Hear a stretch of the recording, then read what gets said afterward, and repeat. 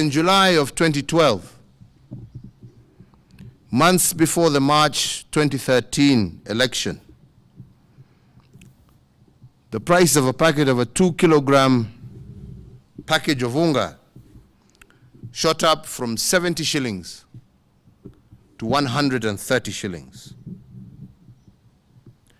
Therefore, making my administration, when it came into office, the first item we had to address was to intervene to bring down this price as an urgent priority. Again, in May of 2017, 3 months to the August 2017 election, the price of unga shot up to an unprecedented Kenya shillings, 189 shillings. This is the highest price experienced between independence and 2017. And this crisis was used to fuel that powered the ambitions of certain members of the political class. Today, once again, months to the August 2022 election, the price of unga has, as per previous, shot up again. It has moved from a price of about 100 Kenya shillings to 205 Kenya shillings currently.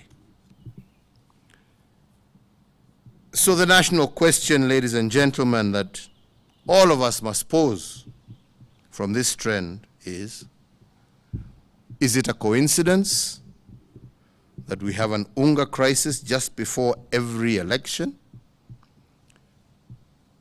Is this the result of a market dynamic, or is it a deliberate outcome? This question, ladies and gentlemen, we have to put forward. We must ask ourselves, and we must put to bed. And in posing this question, I return to the three entities charged with duty of care for the people of this republic, with respect especially to the price of unga that we address today, and its curious relationship with every election. So today I ask our maize millers, like every single citizen of this republic, they have their rights and responsibilities as corporate citizens. And they must enjoy their market rights to make profits. But I do hope and pray that they should also exercise a corresponding social responsibility to the people of this republic who make it possible for them to do their businesses and make profits. Even whereas in this particular case, we must say that the price is also affected by drought and the other external factors that I have mentioned, we must also agree that the motivation for profit must be tempered by a reasoned level of social ethics if our businesses are to survive. And I say so because making profits and ethical corporate citizenship are not conflicting ideals. They are in fact complementary. You can make profits and exercise responsible business practices. And you can do this all at the same time. More so, because if unethical practices result in instability during and after elections, the biggest loser is not the ordinary citizen. It is the corporate citizen.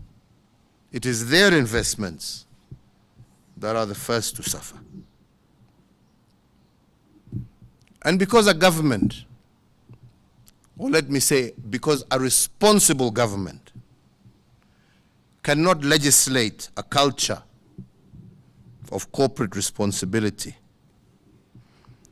And neither can we police the social ethics of corporate citizens. I do request all of them to see their role as a partnership, first and foremost with the people of this republic, and second, with their government. This is true of some large-scale commodity house and maize traders, maize millers, fuel handlers, and we know it's not all, but there are some who use the practice of hoarding to control prices. But I ask you today, if hoarding results in increased prices to unaffordable levels and results in consequent instability, I once again reiterate that the damage is highest on corporate citizens, and this is a fact that we have seen in many countries. But fellow Kenyans, it is not just our corporate citizens. It is also us in the political class, and how we manipulate this so-called unga crisis every election in an attempt to gain political mileage. We in the political class, it is so unfortunate but shocking that we have the audacity to politicize the misery of the most vulnerable in our society. But let me say, it is even more distasteful for us to seek political gain and make political capital out of the suffering of the vulnerable without even attempting to offer solutions. So if it is not a coincidence that every election attracts higher prices of unga, then we must also ask the question of coincidence. And I say so because if one of them acts unethically by hoarding products, the mantra of my administration is that in the fog of a crisis, it is always our view to view the crisis not just as a danger, but to look for the opportunity that exists within that crisis. And we have cushioned our people from danger, but pointed out to them the underlying opportunity. And in this, we have a track record. In response to the economic shocks occasioned by COVID-19, for instance, my administration moved fast to implement 3 economic stimulus packages.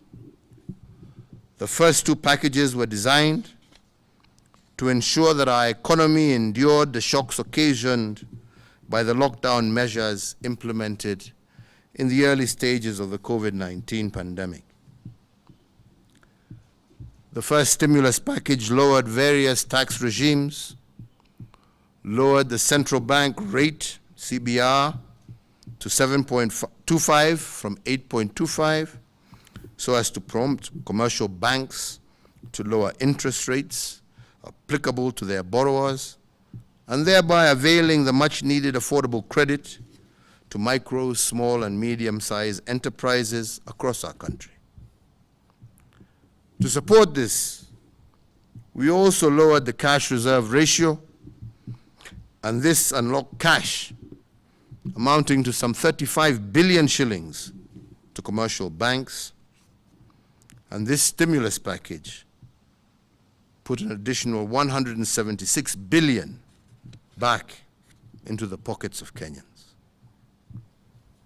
Additionally, because we tend to forget these things, we temporarily suspended the listing with credit reference bureaus of any person, micro, small, and medium enterprise, and corporate entity whose loan account had fallen overdue or was in arrears.